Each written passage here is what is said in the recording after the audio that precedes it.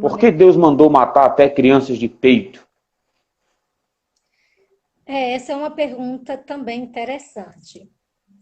Eu lembro de uma vez, de uma resposta que eu ouvi do Dr. Shedd, porque não é só esse caso que a gente tem no Antigo Testamento, né?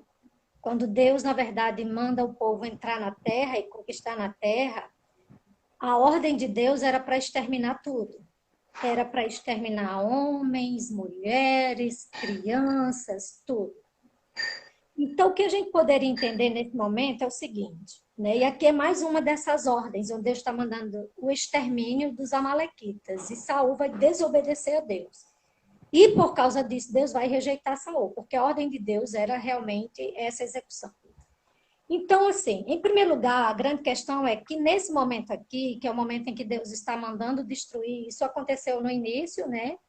Quando Israel foi conquistar a terra, mas aconteceu em outras circunstâncias também, porque alguns povos foram deixados e eles continuavam ali sendo pedra de tropeço para Israel.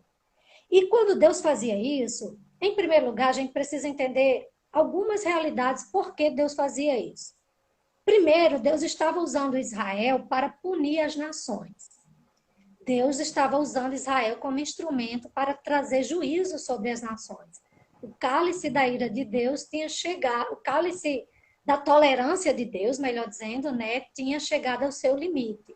Então, Deus tem o seu tempo de tolerância. Então, Deus estava usando Israel para punir as nações dos seus pecados. Em segundo lugar, quando a gente entende que uma nação, na verdade, ela estava distante de Deus, ela cometia pecados, isso atingia todo o povo.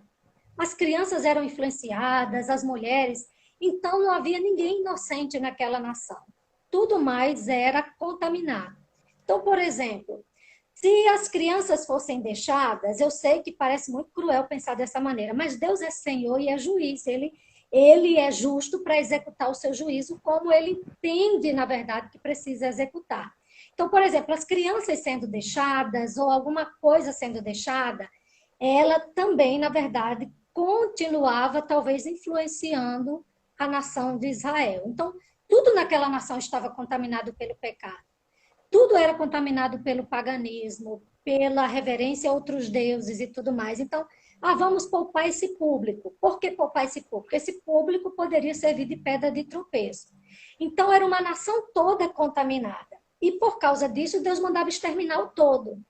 Entendeu? Para que nada Sim. servisse de pedra de tropeço. Além de Deus estar punindo o todo, Deus também mandava executar sobre todos para que nada, na verdade, sobrasse. E aquilo servisse de pedra de tropeço. E aí é interessante porque a gente precisa entender isso, a luz é Deus executar o seu juízo, e cabe a Deus tratar dessa forma como ele entende que é justo. Vale aqui a gente também lembrar que Deus não trata só com indivíduos, Deus trata com nações. Então, quando Deus trata com nações, entra todo mundo no rolo. Entendeu? Então, assim, às vezes a gente olha, por exemplo, a gente olha muito para a individualidade, mas Deus também trata com a coletividade. Então, por exemplo, Deus usou várias vezes os profetas para pronunciar juízos sobre as nações. E quando Deus pronunciava o juízo sobre as nações, aquilo afetava a nação inteira. Aquilo afetava o povo na sua totalidade, porque Deus tratava a nação. Se você fizesse parte da nação, você entrava no pacote do tratamento. Então, é bom a gente entender isso. Então, quando Deus trata a nação, ele não vai poupar a individualidade, a não ser em alguns casos específicos, como, por exemplo, o caso de Raabe, que acolheu os espias e tem toda aquela pronúncia de fé diante de Deus. Então, são casos de exceção e muito específicos. Mas quando Deus trata a coletividade, Deus não vai poupar a individualidade. Então, entra todo mundo no rolo. Deus está tratando a nação. Então, entra jovens, crianças, adultos, e vai todo mundo, né, passar pelo juízo de Deus e pelo julgamento de Deus. Isso não é cruel porque a gente entende isso à luz da justiça de Deus, da ação, na verdade, justa de Deus, e a gente descansa sabendo que ele é um Deus justo e que sabe o que está fazendo. Por mais que na nossa ótica de justiça, hoje a gente ainda não compreenda totalmente isso. Mas Deus é justo e a gente entende que Deus está executando aqui a sua justiça.